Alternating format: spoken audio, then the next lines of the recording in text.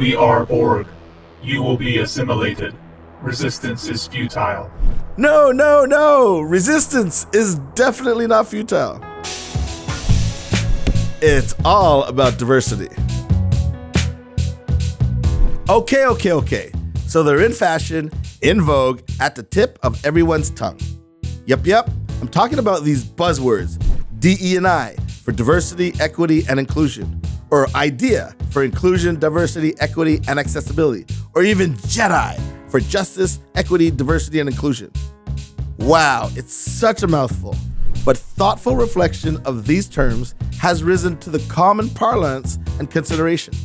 You see, words matter, and a violent history of abuse, injustice, racism, segregation, omission, theft, and social decay have catalyzed the need to revisit our vocabulary around cultural mores and social constructs and improve on them for all our sakes. In this episode, we'll unpack the D for diversity, as it is wrapped in a beautiful cloak of science, DNA, socialization, and our innate individuality. So what does diversity actually mean? What does the data tell us about the benefits of a diverse society? And why should we care? Let's begin. The world, with all its 7.9 billion people on this glorious planet, is completely diverse.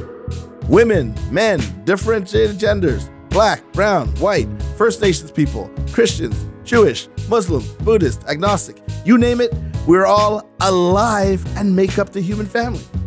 We, as human family, are made up of many different phenotypes.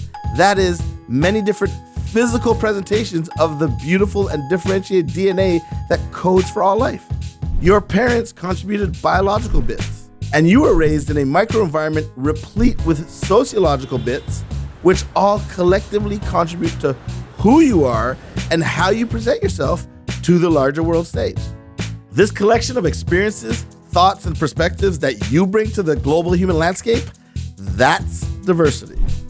But lest you think this is all soft, smushy stuff, remember, this is Dr. BN3, and I am all about scientific discovery and understanding. So let's leave the soft stuff, shall we, and look at some data. The research is clear. Diverse teams, whether in the corporate or sporting arenas, across college classrooms or political chambers, have better outcomes regardless of the measuring tool. For example, companies that are more ethnically diverse make 33% higher profits. Industries that have higher gender diversity are 21% more profitable. In the corporate sector, diverse teams make decisions 60% faster. And companies with higher than average diversity have 19% higher innovation revenues. That's data we can all appreciate. So why is it that more diverse teams have higher profits and better bottom lines? It's because they can solve problems and achieve goals faster and better. Imagine a big table where people gather to share ideas and create solutions. There are lots of seats at this table. So do you fill it with a bunch of people with identical skill sets? Of course not. To get the broadest range of ideas and solutions, you need to fill this table with a broad range of different backgrounds, perspectives, and talents. A team that actually reflects our diverse humanity, from race to gender to ability and religion, reveals a larger world of solutions.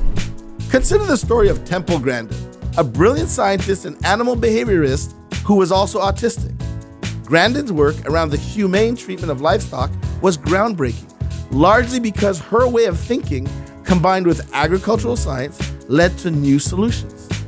Half the cattle in the US are now handled in facilities that she designed, and if she hadn't made a seat for herself at the table, that innovation would never have existed. So why should we care? If humanity is inherently diverse, and diversity is great, what's the problem? Let's look at this picture of America's wealthiest people. Or what about policymakers who represent citizens in the US Congress? At a glance, it'd be easy to surmise that America is a homogeneous country of mostly white men. Based on the people with power, it certainly looks that way.